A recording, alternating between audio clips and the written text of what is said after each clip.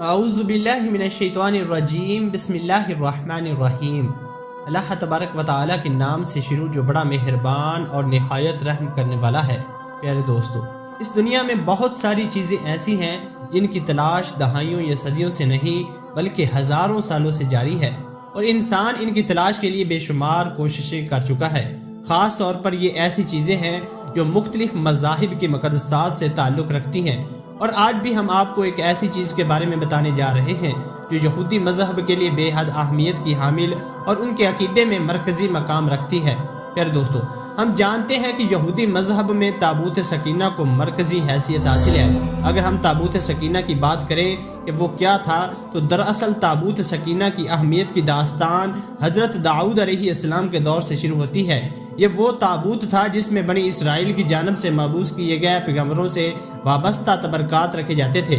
جب حضرت داؤد علیہ السلام کا دور آیا تو اس وقت اللہ رب العزت نے یہ بشارت بذریعہ وحی نازل فرمائی کہ تابوت سکینہ جس فریق کے پاس ہوگا وہ فتح یاب ہوگا۔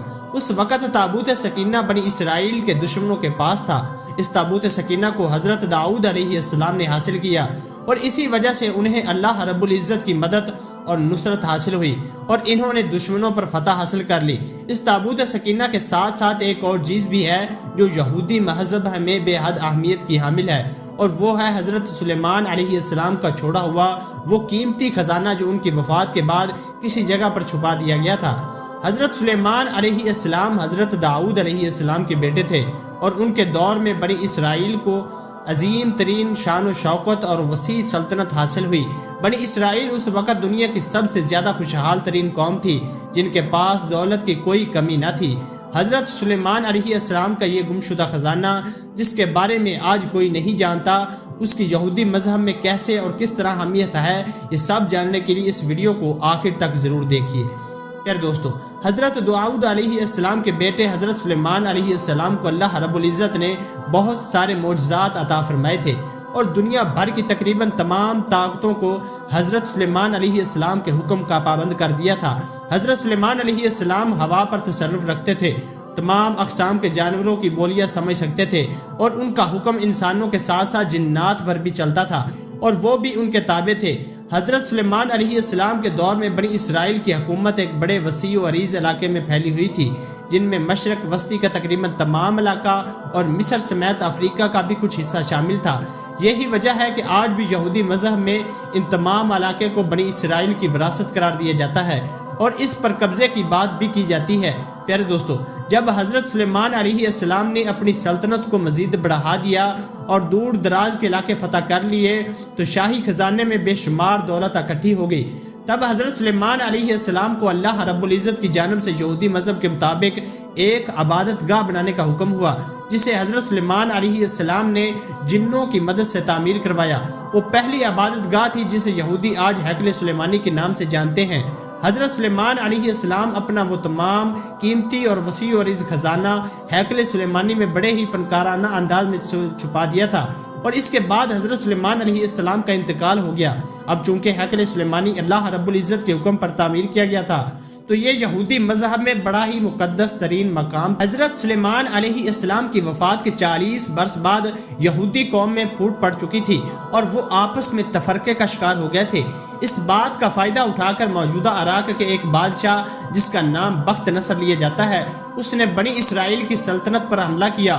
بابلوں کے حملے میں بنی اسرائیل نے شکست کھائی اور انہیں غلام بنا لیا گیا، اور ان کا بے دریغ قتل عام کیا گیا۔ یہاں میں ہم اس بحث میں نہیں پڑیں گے، کیونکہ بنی اسرائیل پر آنے والی اس آزمائش کی وجہ مذہبی طور پر کیا تھی اور کیا نہیں تھی۔ حضرت سلیمان علیہ السلام کے خزانے کے لیے قیمتی چیز تابوت سکینہ بھی تھی، جسے سونے کی چادروں سے ڈالا گیا تھا۔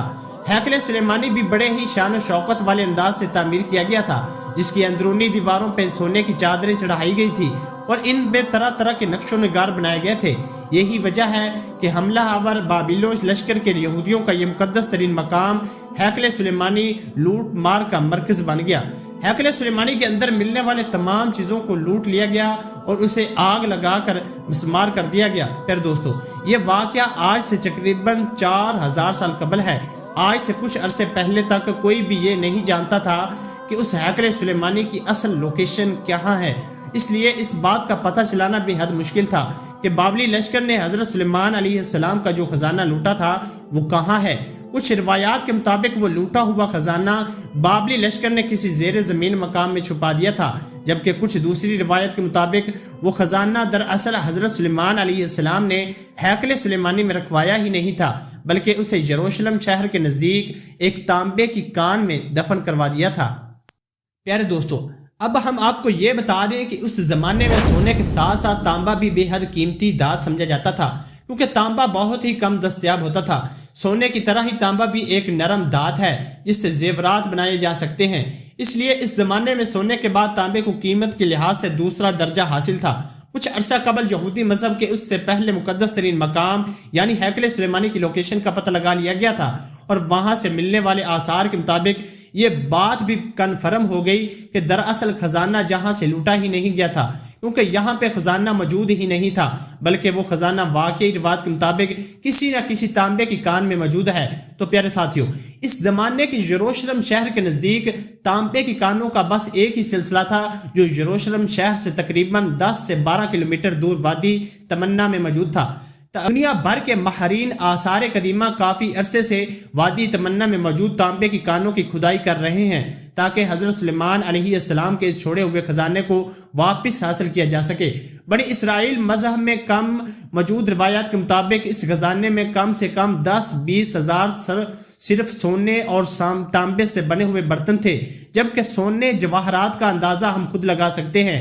جو خزانہ اس قدر بڑا ہے کہ جس کے ہاتھ بھی آ گیا وہ ملک راتوں رات امیر ہو جائے گا، اور یہی وجہ ہے کہ حضرت سلیمان علیہ السلام کے چھوڑے ہوئے اس گمشدہ خزانے کی تلاش بڑے پیمانے پر زور و شور سے جاری ہے۔ البتہ ماہرین کو یہاں پر ایک بڑا مسئلہ درپیش ہے۔